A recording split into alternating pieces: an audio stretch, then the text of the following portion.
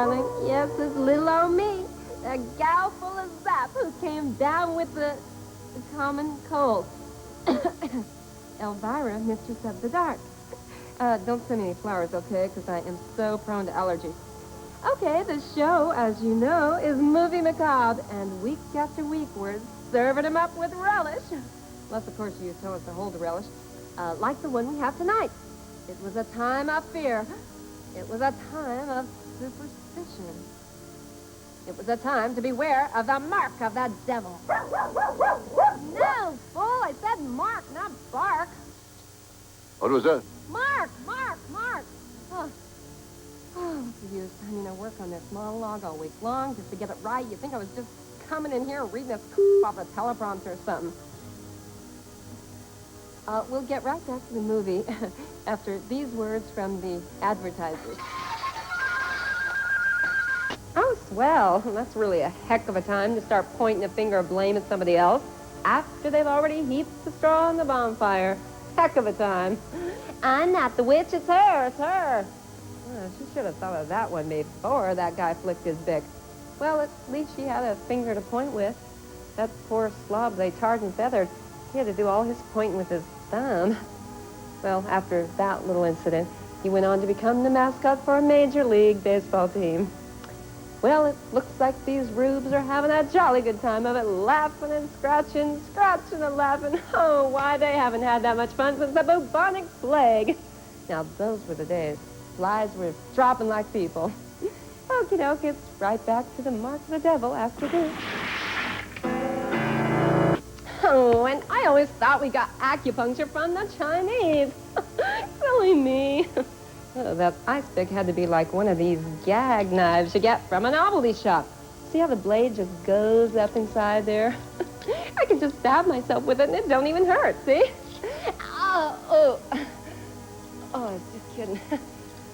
But the ice picks still look kind of creepy. Not as creepy as the guy who was using it. What is that they keep calling him anyway?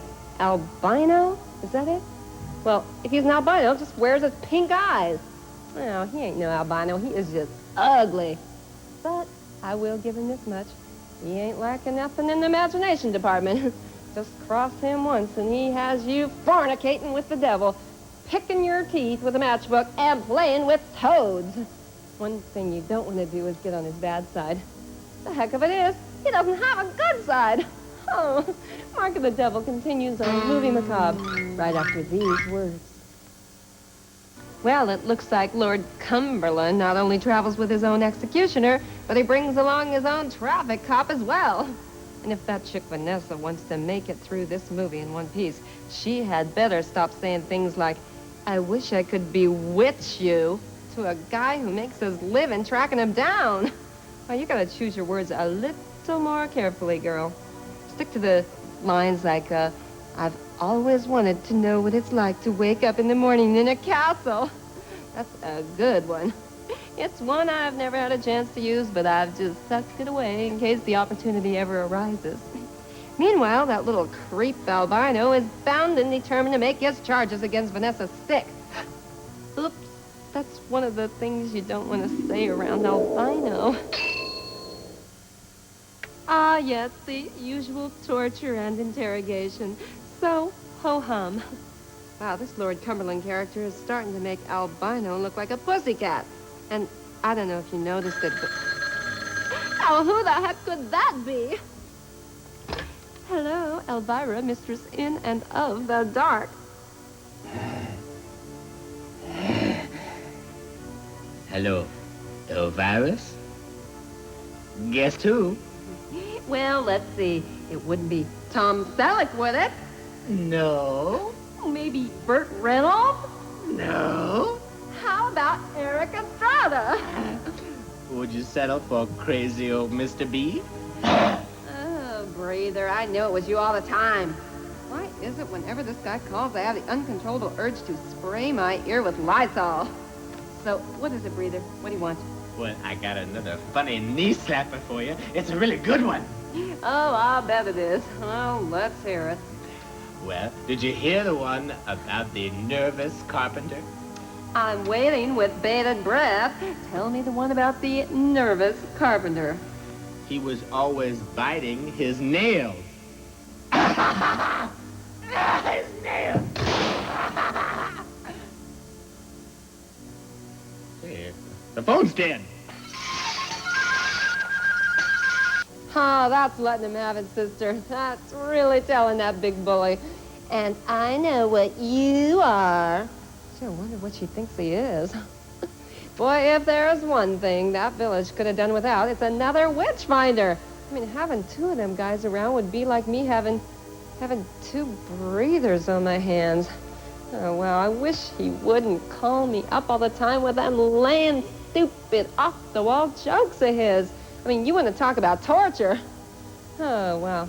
Well, things are looking mighty bleak for poor Vanessa right about now. Mighty bleak. Obviously, that boyfriend of hers doesn't quite have the pull with Lord Cumberland that he wanted her to think.